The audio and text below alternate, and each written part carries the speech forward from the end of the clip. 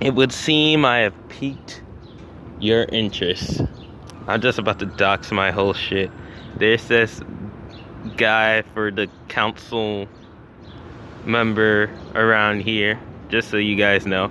I only found this out like a month or two ago that it's like mad close to where I live, like just a few blocks away. I don't know if that's supposed to be like a normal thing, and it's like I am just completely oblivious to like local politics, which I am, but it's like I didn't know I was that oblivious.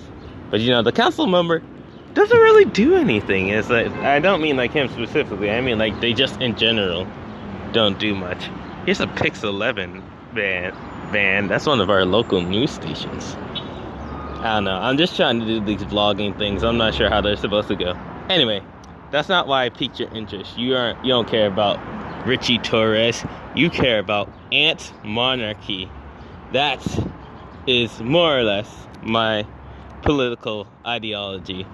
So let me explain.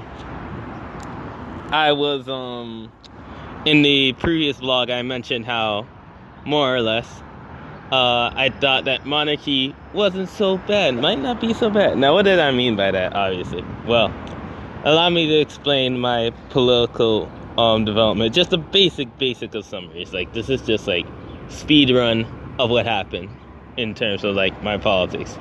So basically, mom raised me basically anti-Republican, like from Jump Street. So like basically more or less leaning than most people in America, I would say.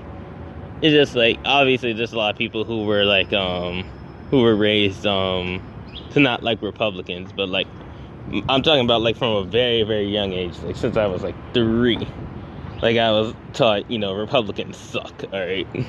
Like Bush, Garbaggio, terrible, evil. So alright, so sorry about that. Then when I actually started thinking for myself, I was like, hey, you know, this RBE stuff, you know, this resource-based economy, this zeitgeist movement stuff, pretty good. See, you must understand, how to come to the conclusion, you must understand, I am extremely easily influenced by documentaries with good visuals. So if you find any documentaries with great visuals and you want to convince me of your point, just send them to me. If you want to convince me of any point, just send me a documentary of your point and I will believe it, because I am a complete sucker for those since a very young age. But what I realized, I didn't have the words for this at the time, but what I realized that there's like a political element that was missing from the Zeitgeist movement, because basically, and from the Venus Project, and basically what happened with that was that the main issue is that there is no like political like sphere. Their whole thing is just like, oh, you know, you change the culture and you know everything will be done. They're revisionists basically. I did not know this word at the time. I only learned this word last year. But basically, like in terms of like socialist theory, they are revisionists. They're revising Marx for their own means. They with Jacques Fresco, bless his soul, rest in peace. No, not like I'm actually an atheist, but you know, whatever. I have great respect for that man.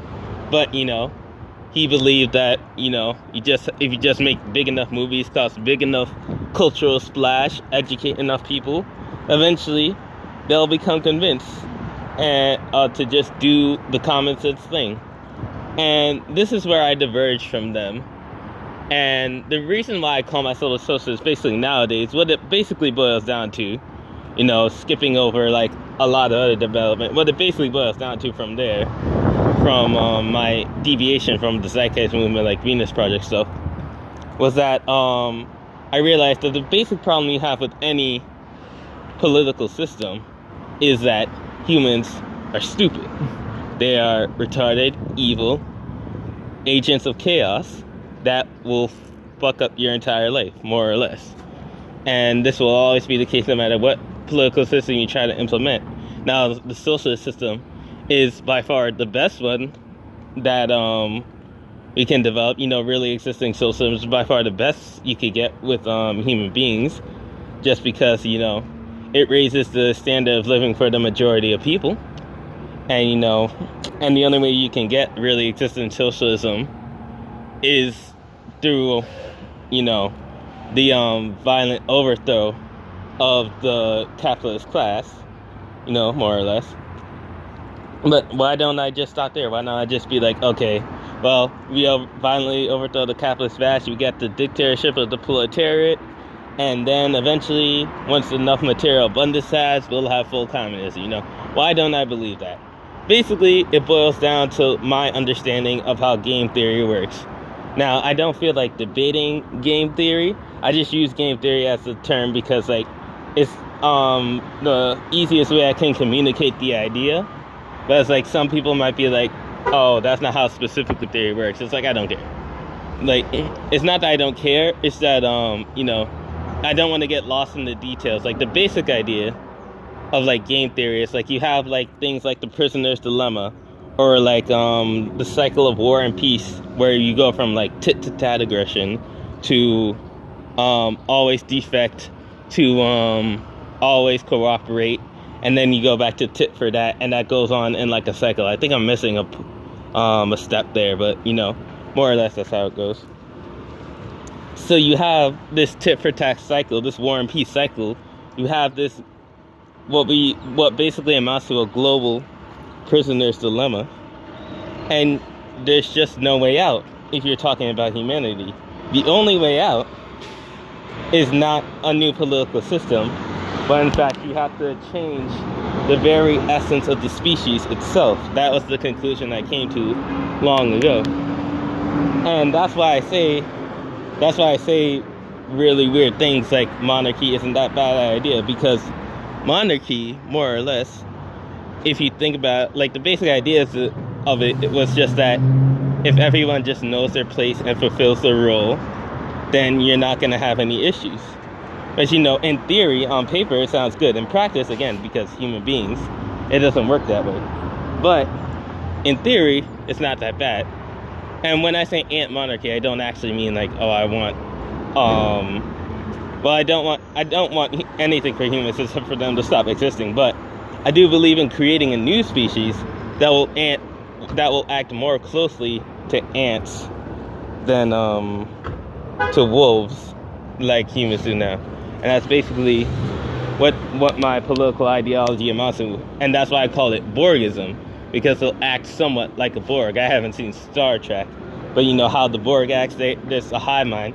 Basically, I advocate for the creation of a hive mind race, more or less.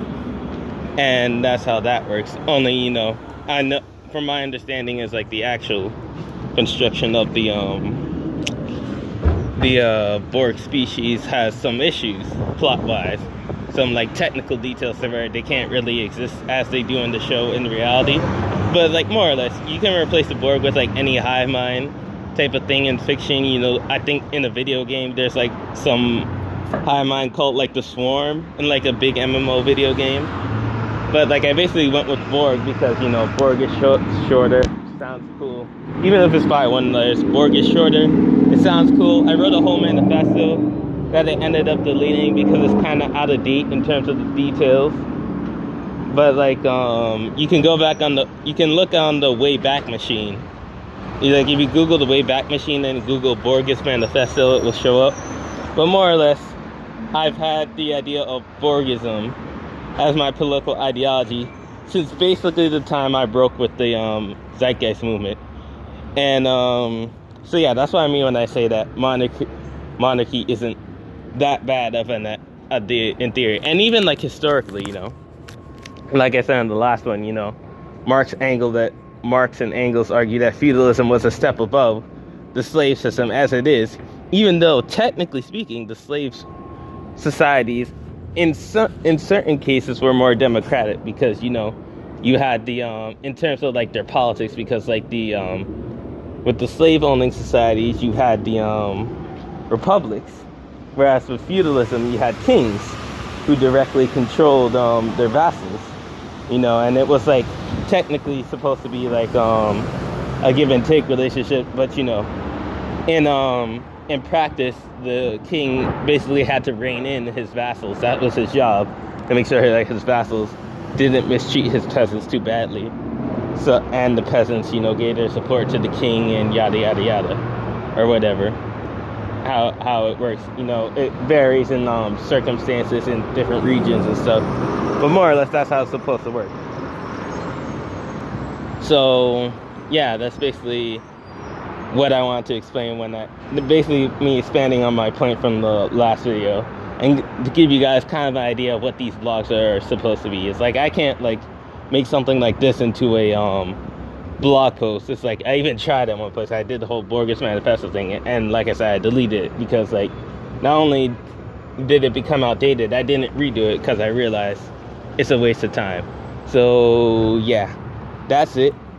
And I still have not thought of a sign up, but things are getting loud and busy over here. I hate people. There's too many people out today. Yeah, basically what my political ideology amounts to is that I just hate fucking people. I just hate them. Goodbye.